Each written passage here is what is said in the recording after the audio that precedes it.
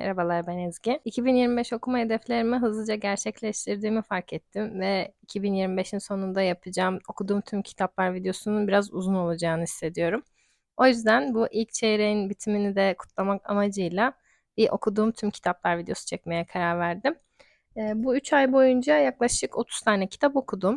2025'te bu kadar hızlı kitap tüketebilmemin en önemli sebebi bence sesli kitap dinlemeye başlamış olmam. Bu uygulama benim çokça işime yaradı ve sanırım şu ana kadar yaşadığım en verimli kitap okuma senemi yaşıyorum. Ocak ayının ortalarından beri bu uygulamayı kullanıyorum. Yani neredeyse 3 aydan fazla bir süre oldu. Bu sürede de okuma verimimi o kadar arttırdı ki kesinlikle herkese tavsiye edebileceğim bir uygulama olduğunu keşfettim. Şimdi onlardan kısa kısa bahsetmeye çalışacağım. Çünkü zaten aylık okuma videolarımda hepsinden detaylı bir şekilde bahsetmiştim. O yüzden ne oranda beğendim, hangilerini en çok beğendim, beğenmediğim kitaplar oldu mu? Kendime belirledim okuma hedefleri, okuma zevklerime uyuyor mu, uymuyor mu? Biraz da onları görmüş olacağız. Şimdi hepsinden bahsedeyim.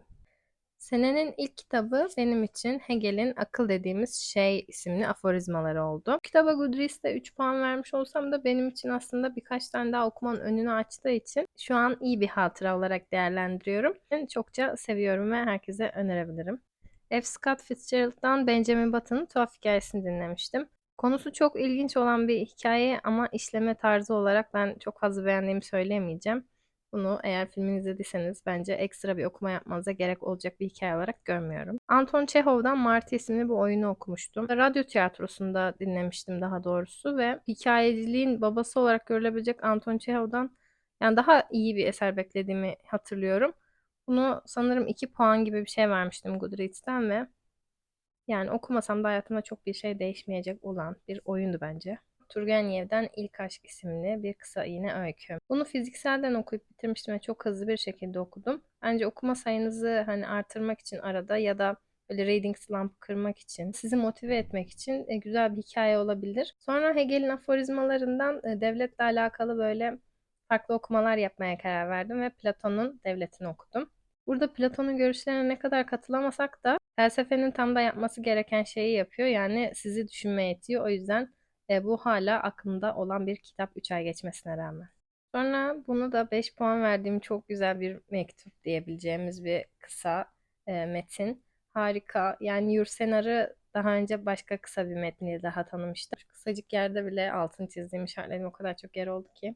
Çok fazla üst üste erkek yazar okuduktan sonra bu kadın yazarı okuyunca böyle ferah bir soluk gibi gelmişti bana ve çok beğenmiştim.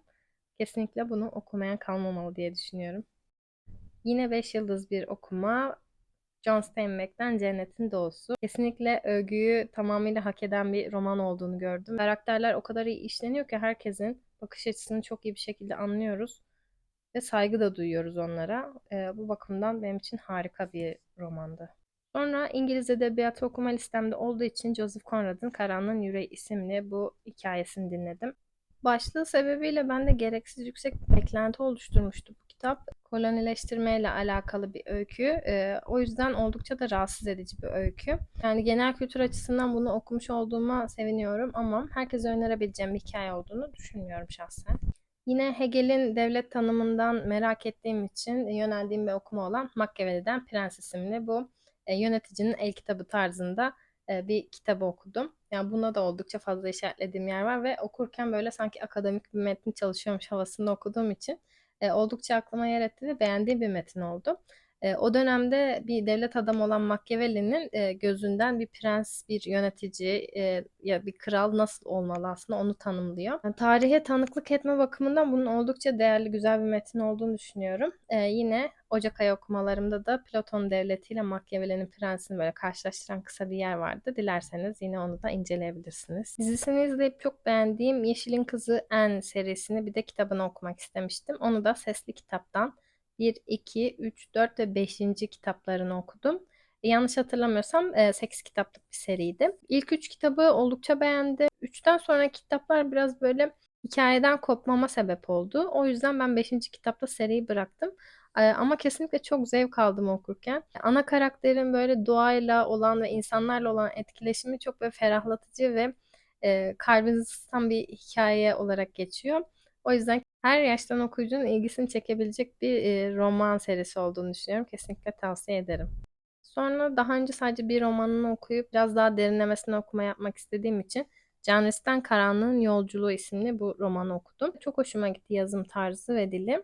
Burada Pınar Kür'ün çevresinde tabii bence büyük bir etkisi var buna ama böyle yarı rüyada yarı uyanık bir biçimde aslında depresyondaki bir genç kızın hayatta savrulmasını görüyoruz. Hikaye bakımından benim çok ilgimi çekmedi. Kitabın içine giremedim.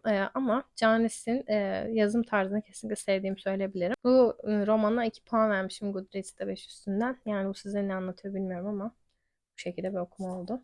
Pınar Kür demişken bir de Pınar Kür'ün 2025 okuma listeme de aldığım Yarın Yarın isimli bu romanını okudum. Döneminin sosyokültürel sınıflarının aslında nasıl yaşadığını anlatan bir senaryo görüyoruz. O karakterler üstünden aslında insanların o dönemki hayatlarına tanık olmamı sağlıyor. Bu bakımdan ilgi çekiciydi ama bu da bana biraz fazla uzatılmış gibi geldi açıkçası. Okuyorum. 3 puan vermişim. Çok fazla beğendiğimi ya da içine girebildiğimi söyleyemeyeceğim ama yine değerli bir okuma olduğunu düşünüyorum. Türk tarihine ilgisi olan insanlar için bence incelenebilecek bir roman olabilir. Sonra Cennetin Doğusunu çok sevince bir de John Steinbeck'in Fareler ve İnsanlar isimli bu romanını okumak istedim. Bunu da sesli kitap olarak dinledim. Ve yani buna bayıldım. 4 puan vermişim ama çok fazla akılda kalıcı bir kitap oldu benim için. Yani şu an hala çok kısa olmasına rağmen duygu yüklü sahneleri hala gözümün önünden gitmiyor yani. Ara ara hatırladığım bir roman olarak kalacak benim için. O yüzden bunu da çok beğendim ve herkese tavsiye edebileceğimi söyleyebilirim. Yine İngiliz edebiyatı okuma listemde olan Henry James'in Daisy Miller isimli bu öyküsünü okudum. 1800'lü yılların Amerikan aristokrasisinin böyle katı kurallarına karşı gelen bir kızın aslında portresini çiziyor. O bakımdan yine tarihe tanıklık etme açısından güzel bir roman olduğunu düşünüyorum. Ama onun dışında tabii şu anki dönemimize göre sıkılan düşünceleri barındırdığı için çok etkileyici bir öykü olmadı benim için. Ama yine okuduğuma pişman olmadığım bir öykü oldu bu da. Halikarnas Balıkçısı'ndan Aganta Burna Burnata'yı sesli kitapta yine dinleyerek bitirdim. Bunu da sürekli elime alıp bırakıyordum ama sesli kitapta görmek o açıdan güzel oldu ve çok hızlı bir şekilde aslında başladıktan sonra su gibi aktı diyebilirim. Çok güzel yani daha önce okumadığıma pişmanım açıkçası. Bütün eserlerini de okumayı planlıyorum. Yani o kadar sevmemi sağladı kendisini bu eser. 2025 yılının şu ana kadar highlightlarından biri olan bitkisel hafıza ve bibliofili üzerine diğer yazılar Umberto Eco. Yani bu harika bir deneme toplaması, bir araştırma kitabı diye de geçiyor aynı zamanda. Kitap toplama ve katalogculukla alakalı böyle Eco'nun düşüncelerini görüyoruz ve sanki böyle kitap biriktiren bir dostumuzla konuşuyormuş gibi bir hava yakalıyoruz. O yüzden çok samimi bir okuma olduğu için bunu çok sevmiştim. Fizikselden okudum ve hala da sürekli aklıma gelen yerleri var. Yine bana bir sürü kavram kazandıran bir kitap oldu. Kesinlikle herkese önerebilirim. Sonrasında Halil Cibran'ın Asi Ruhlar isimli kısa bir öyküsünü okudum. 5 üstünden 3 vermişim ama benim için çok akılda kalıcı bir hikaye olmadı. Erdemlerle alakalı 3 tane öykünün geçtiği birbirinden bağımsız bir kısa öykü kitabıydı. Çok fazla tavsiye edebileceğim bir öykü değil bence. Sonrasında Kerem Işık'ın Aslında Cennette Yok isimli bu öykü kitabını bitirdim.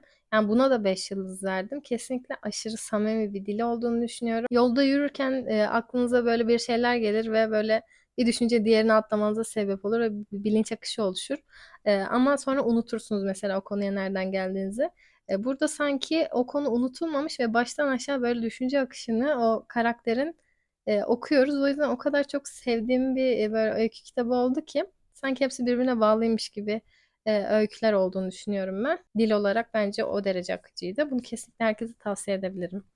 Daha önce okumuştum ama Marcus Aurelius'un Kendime Düşüncelerini bir kez daha okumaya karar verdim. Bu okuyuşumda biraz daha yer etti diyebilirim ben de. Buna da 4 puan vermiştim. Filozof bir Roma İmparatoru Marcus Aurelius.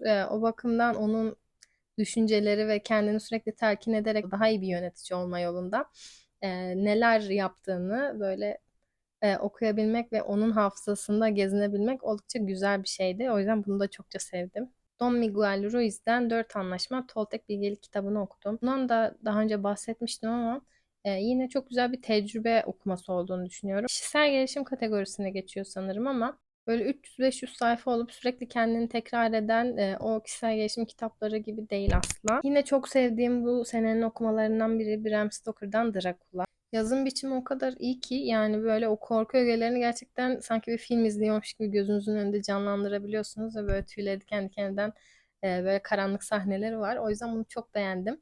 Daha detaylı zaten bahsetmiştim bundan da aylık okumalarımda ama kesinlikle çok güzel bir korku örneği olduğunu zaten söylememe gerek bile yok. Çok beğendiğim bir okuma oldu. Yine merak ettiğim bir okuma olan Paulo Coelho'dan Okçunun Yolu isimli kısa hikaye okudum. Okçunun Yolu derken sanki böyle okçulukla alakalı bir şeyler öğrenecekmişsiniz gibi geliyor ama açıkçası ben içeriğini hiç bilmeden başladığım için bana öyle gelmişti. Erdemli bir hayatın sizi aslında istediğiniz her şeyde nasıl bir usta yapacağından bahsediyordu. Biraz yine kıssadan ise havasında yazılmış bir şeydi. Beğendiğimi söyleyebilirim ama yine böyle çok ufuk açıcı bir şey olduğunu düşünmüyorum. Böyle kendinize birkaç tane not olarak alabileceğiniz güzel aslında bir hayat yönlendirmesi gibi böyle bir büyüğünüzden düşünebilirsiniz. Öyle bir hikaye oldu benim için. Asi Ruhlardan sonra bir de Halil Cibran'ın en bilinen kitabı olan bu Ermiş hikayesini okumaya karar verdim. İkisinin arasında ben açıkçası çok büyük bir fark göremedim. Yine aynı tondan böyle yeni bir kişiliğin ağzından böyle halka öğütleyen, örgütleyen bir konuşma gibiydi. Bir matematik dersinde hani sorarsınız ya kendinize bunu günlük hayatımda nasıl uygulayacağım, kullanabilecek miyim peki diye.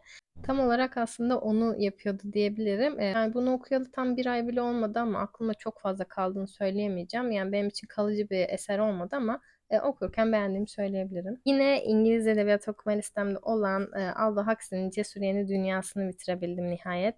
Bu da çok fazla süredir okuma listemde olmasına rağmen distopik romanları çok sevmediğim için sürekli erteliyordum, başlayıp bırakıyordum. O ilişkiyi nihayet kırabildiğim için mutluyum. Huxley'nin kurgu dışı eserini okumuştum daha önce Algı Kapıları diye. Ona bayıldığım için yine seveceğim bir eser olduğunu düşünüyordum zaten ama neden yine herkesin çok sevdiği ve hala günümüze kadar bu popülerliğini koruyabildiğini kesinlikle anlayabiliyorum bunun da. Okuma listemde uzun zamandır olan Voltaire'in bu Kennet isimli hiciv aslında romanını bitirebildim nihayet. Jonathan Swift'in Gulliver'in Gezilerine oldukça benzeyen bir havada yazılmış. O yüzden bunu da çok beğendim zaten. Onu da harika bulmuştum. Gulliver'in Gezileri gibi çok fazla fantastik öğeler içermiyor. Biraz da gerçekçi bir yerden geliyor ama böyle talihsizliklerle dolu bir yaşamı olan karakterin üstünden anlatılıyor. Güldürü öğeleri üstünden çok fazla hiciv var. O yüzden oldukça okurken güldüm ve sevdiğim bu kitabı da kesinlikle herkese tavsiye edebileceğim bir roman oldu. Gogol'ün Paltosu'ndan sonra diğer kitaplarına da şans vermeye karar vermiştim. O yüzden bir de Burun'u bitireyim dedim. Onu da dinleyerek bitirdim. Burun'a Palto kadar bayıldım söyleyemeyeceğim. Burnu düşse eğilip almayacak kadar kibirli bir insanın aslında burnu gerçekten de düşünce neler yaşıyor. Sosyal statüden gelen kibri yermesi bakımından evet konusu güzel ama hikayenin işleyişini çok fazla sevdiğimi söyleyemeyeceğim. Buna çok yüksek bir puan veremedim. 5 üstünden 3 vermiştim. Alice Harikalar Diyarı'nın yazarı Lewis Carroll'dan onun sequel'ı olan kitabı yani Aynanın İçinden isimli hikayesini okudum bir de. Çocuk hikayesini. Aslında bu kitabın günümüzdeki pop kültürüne daha fazla bir etkisi olduğunu söyleniyor Alice Harikalar Diyarı'na kıyasla. Bu kitabın imgelemlerine çok hakim olmadığım için ben de çok da böyle anlamlı bir yere oturmadı açıkçası. Son olarak da Charles Dickens'ın Bir Noel Şarkısı isimli bu kısa romanını okudum. Yaşlı bir adamın böyle ölmeden önce kendiyle, hayatıyla yüzleşip ne kadar da aslında boş ve mutsuz bir hayat yaşadığını fark etmesini konu alan böyle bir Noel gününden önce yaşanan böyle kısa bir rüyayı anlatıyordu. Eski tarzda bir Christmas filmi izliyormuşum gibi hissettim açıkçası bunu okurken. Sevdiğimi söyleyebilirim. 2025'in ilk çeyreğinde okuduğum 30 kitap bu şekildeydi. Kısaca anlatmaya çalıştım hepsini. Umarım beğenmişsinizdir. Siz de benim gibi okuma hedeflerinize sadık kalabildiniz mi? Ya da geri mi kaldınız? Yılın devamında nasıl planlar yapmayı hedefliyorsunuz? Onları da merak ediyorum. Aşağıya yazarsanız sevinirim. İzlediğiniz için teşekkür ederim. Kendinize iyi bakın.